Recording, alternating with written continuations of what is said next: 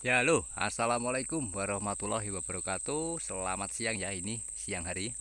Nah, selamat beraktivitas bagi teman-teman ini ya. Eh, Tidak lupa bertemu lagi bersama saya ya di dunia tani. Oke, sahabat tani. Untuk video kali ini apa? Pembahasan tentang masih di kelapa sawit, teman-teman. Nah, yang mau saya kasih tunjuk pada teman-teman ini loh, kelapa sawit kayak gini. Nah, ini kita kembali lagi dengan permasalahan di kelapa sawit, teman-teman. Nah, menurut kalian gimana ini, kenapa kok bisa begini ya? Nah, boleh komen di kolom komentar. Dan sebelum saya membahas tentang kelapa sawit ini, ya saya jelaskan dulu ya.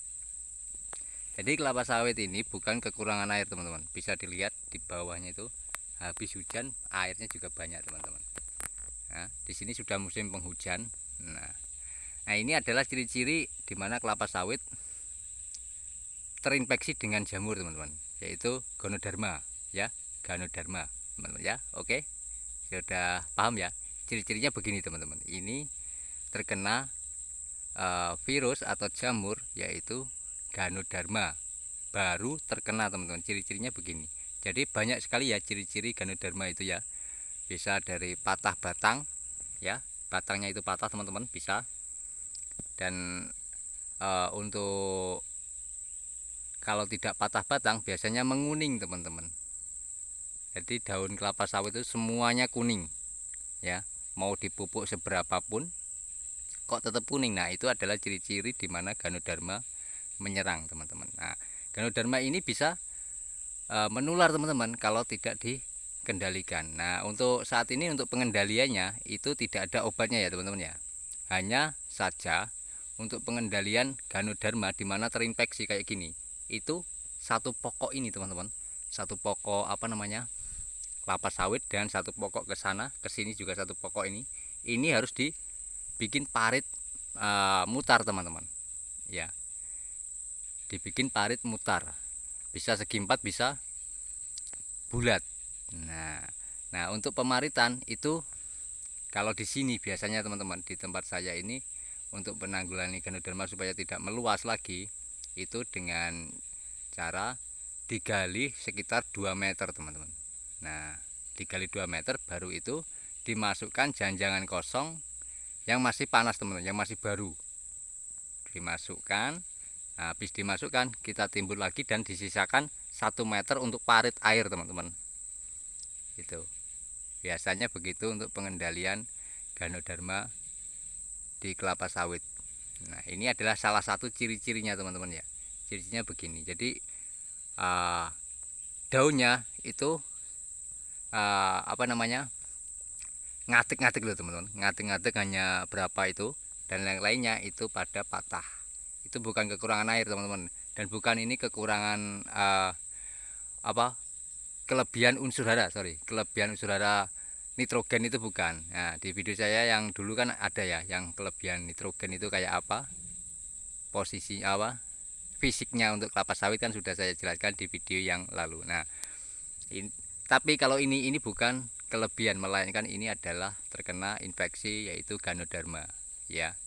Bisa dilihat ya, kayak gini wujudnya, itu kayak gini, teman-teman. Nah, dan lainnya itu belum, jadi ini masih bisa dikendalikan ya. Untuk obat tidak ada, teman-teman. Jalan satu-satunya ya harus kita potong itu ya, kita potong, kita timbun sedalam mungkin supaya apa, jamur sporanya tidak meluas lebih banyak, teman-teman. Itu caranya, setahu saya begitu. Kalau obatnya memang belum ada, teman-teman. Saya cari-cari juga belum ada untuk obat Ganodermanya untuk kelapa sawit.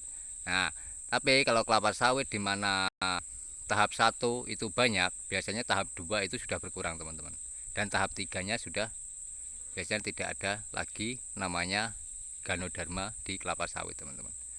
Nah, untuk menghindari itu bagi petani-petani kelapa sawit ya, tentunya itu sangat uh, khawatir ya untuk Ganoderma ini menyerang kelapa sawitnya. Nah, makanya dari itu kita harus bisa menanam kelapa sawit yang biasanya tahan terhadap Ganoderma. Kayak PPKS itu ada juga yang tahan terhadap Ganoderma, teman-teman. Ya, oke. Jadi itu ya yang bisa saya kasih tunjuk pada teman-teman untuk saat ini, yaitu permasalahan kelapa sawit, yaitu Ganoderma teman-teman ya. Nah, ciri-cirinya salah satunya ini adalah Ganoderma. Untuk di video yang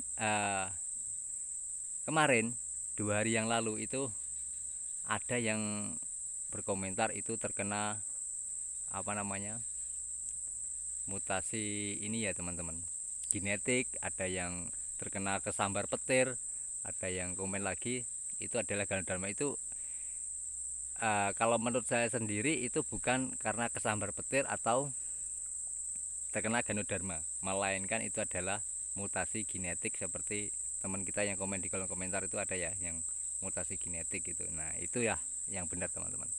Oke, semoga ini bisa bermanfaat ya bagi petani-petani kelapa sawit maupun petani apapun ya.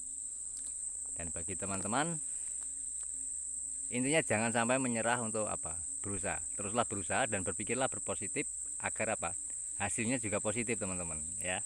Kalau kita berpikirnya negatif pasti hasilnya akan negatif. Oke, ini video yuk yang saya kasih tunjuk pada teman-teman. Nah menurut kalian gimana, boleh komen di kolom komentar ya, komen. Dan satu lagi, untuk di fitur gabung, ada teman kita yang mau gabung katanya membayar yaitu 19.000 ya, karena itu kebijakan dari sistem ya teman-teman ya, sistem YouTube sendiri mengasih itu loh. Cuman kalau videonya nanti akan saya buatkan untuk yang lebih detailnya ya, yang lebih detailnya tentang dari mulai persiapan lahan untuk apa, kelapa sawit teman-teman ya, yang masih hutan belukar lalu kita bersihkan itu caranya gimana agar efektif dan anakan kayu itu tidak tumbuh lagi teman-teman di ketika kita sudah menanam kelapa sawitnya di dalamnya teman-teman. Itu gimana caranya sudah ada di fitur gabung dunia tani teman-teman ya, nanti akan saya buatkan di situ. Oke. Nah dari sini sudah paham ya pastinya, semoga bisa diambil sisi positif dan titik poinnya dalam video ini teman-teman. Itu loh, bisa dilihat kelapa sawitnya itu hijau-hijau. Dan ini satu lagi, ini adalah jenis longsum ya, longsum yang sudah tinggi teman-teman. Di tahun tanam itu 2008 ini ya 2008, dan ya sekitar nanti 2027 nanti itu akan di replanting teman-teman. Kalau ini ya bisa dilihat ya, kelapa sawitnya hijau-hijau.